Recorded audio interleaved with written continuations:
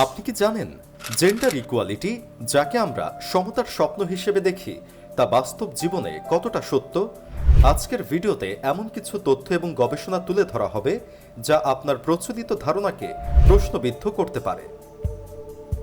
নারীবাদীরা প্রায়ই বলে থাকেন, আমাকে অন্য মেয়েদের সঙ্গে তুলনা করবেন না, কারণ আমি নিজেই এক অনন্য সৃষ্টি। তবে এরাই আবার নারী পুরুষের মধ্যে তুলনা করে সমতা খুঁজতে ব্যস্ত থাকেন। তাছাড়া সমাজে পুরুষ নির্যাতনের ভয়াবহতা সম্পর্কে আপনি কতটা জানেন? চলুন শুরু করি।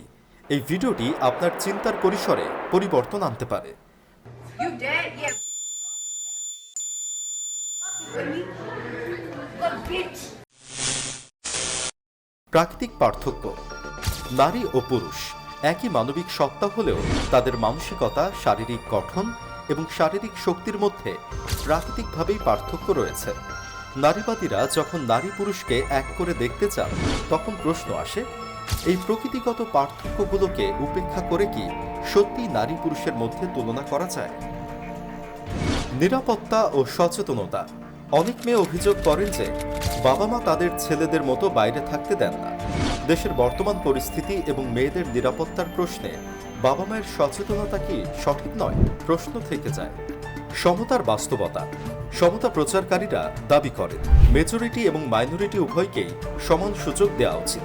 কিন্তু যখন পুরুষ নির্যাতন আইনের প্রসঙ্গ আসে, তখন প্রশ্ন ওঠে, পুরুষ নির্যাতনের হার কতটা বাস্তব? এটি কি দ্বিচারিতা নয়? নারী নির্যাতনের ব্যাপারে আমরা যতটা সচেতন, পুরুষ নির্যাতনের বিষয়ে আমরা ততটাই উদাসীন। নারী নির্যাতন আইনের অপব্যবহার এবং মিথ্যা মামলার সংখ্যা ক্রমশ বাড়ছে। গবেষণায় দেখা গেছে, পুরুষ নির্যাতনের প্রমাণ থাকা সত্ত্বেও এর বিরুদ্ধে আইন না থাকার কারণে অনেক নারী তা অপব্যবহার করে এবং পুরুষকে আত্মহত্যার দিকে ঠেলে দেয়। উদাহরণস্বরূপ, একাধিক সমীক্ষা ও গবেষণায় উঠে এসেছে যে পুরুষদের বিরুদ্ধে মানসিক এবং শারীরিক নির্যাতনের ঘটনা প্রতিনিয়ত ঘটছে। ন্যাশনাল ক্রাইম রেকর্ডস ব্যুরোর তথ্য অনুযায়ী ভারতে 2019 সালে 1,30,000-এর বেশি পুরুষ আত্মহত্যা করেছেন, যার মধ্যে উল্লেখযোগ্য সংখ্যক পুরুষ পারিবারিক নির্যাতনের শিকার ছিলেন। দ্য টাইমস অফ ইন্ডিয়ার এক গবেষণায় উঠে এসেছে, ভারতে 25% পুরুষ মানসিক নির্যাতনের শিকার হন। বাংলাদেশের পত্রপত্রিকাগুলোতেও এমন অনেক ঘটনা উঠে এসেছে যেখানে পুরুষরা নির্যাতনের শিকার হন, কিন্তু সমাজের ট্যাবু এবং সচেতনতার অভাবে তারা তা প্রকাশ্যে বলতে পারেন না। মানবাধিকার সংগঠনগুলোর রিপোর্ট অনুযায়ী বাংলাদেশের পুরুষদের নির্যাতনের ঘটনা বেশিরভাগ সময়ই প্রকাশ্যে আসে না। পুরুষ নির্যাতন আইন না থাকার ফলে অনেক নারী তাদের অবস্থানের অপব্যবহার করে এবং পুরুষদের বিরুদ্ধে মিথ্যা অভিযোগ আনে। বিশ্ব স্বাস্থ্য সংস্থার প্রতিবেদনে বলা হয়েছে, মানসিক এবং শারীরিক নির্যাতনের ফলে পুরুষদের মানসিক স্বাস্থ্যের বিরূপ প্রভাব পড়ে, যা প্রায়শই তাদের আত্মহত্যার দিকে ঠেলে দেয়।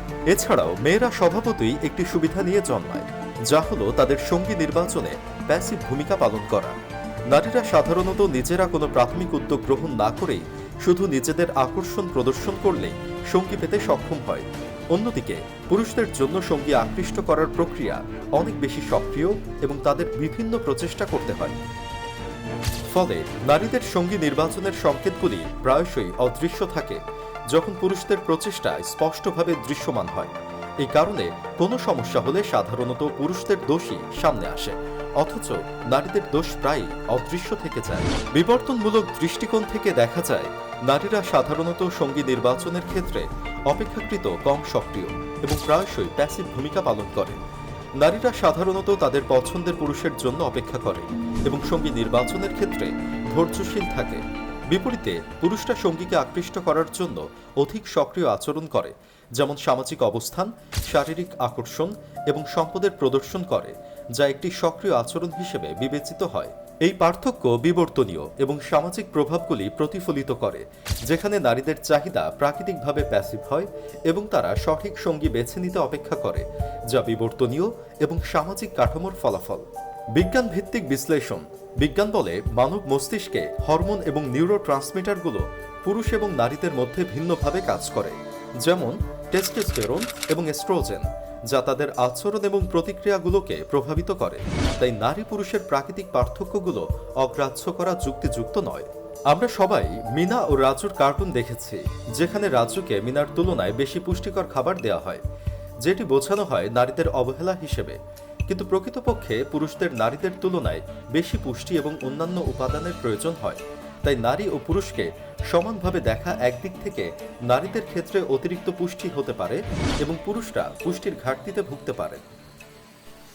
বৈজ্ঞানিক ভিত্তি। নাম্বার 1, শারীরিক গঠন ও শক্তি।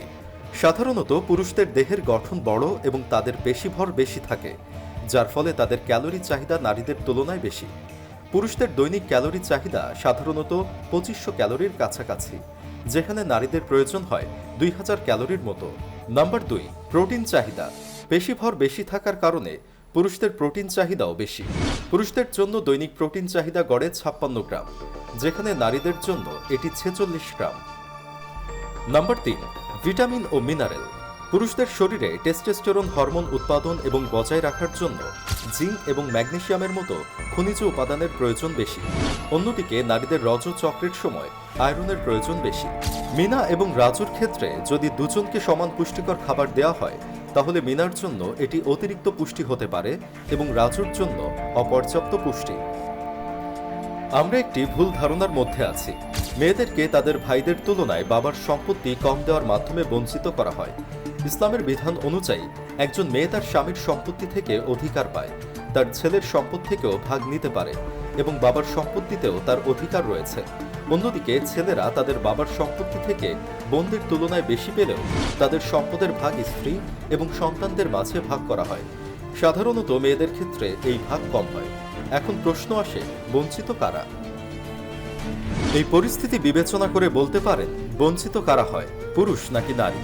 কিন্তু আপনি কি কখনো কোনো পুরুষকে এই বিষয়ে আন্দোলন করতে দেখেছেন? মিথ্যা ধর্ষণ মামলা।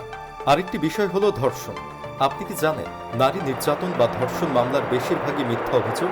বিভিন্ন আন্তর্জাতিক এবং বাংলাদেশি সূত্র অনুযায়ী ধর্ষণ মামলার প্রায় 50% মিথ্যা প্রমাণিত হয়। কিন্তু হলুদ সাংবাদিকতা এবং অশিক্ষিত মানুষের কারণে আজ 90% মানুষ সকল পুরুষকে বাঁকা চোখে দেখে। হলুদ সাংবাদিকতা বলতে আমরা সেই সাংবাদিকতাকে বুঝি যা সত্যতা যাচাই না করেই সংবাদ প্রকাশ করে। রাবি হতে বর্ণিত রাসূলুল্লাহ সাল্লাল্লাহু আলাইহি ওয়াসাল্লাম বলেছেন, কোনো লোকের মিথ্যাবাদী হওয়ার জন্য এতটুকুই যথেষ্ট যে সে যা শুনে তাই বলে বেড়ায়। জেন্ডার ইকুয়ালিটি নিয়ে কথা বলা সহজ, কিন্তু বাস্তবতা ভিন্ন। নারী পুরুষের প্রাকৃতিক পার্থক্য, নিরাপত্তার প্রশ্ন এবং নির্যাতনের বাস্তবতা আমাদের সামনে এক ভিন্ন চিত্র তুলে ধরে।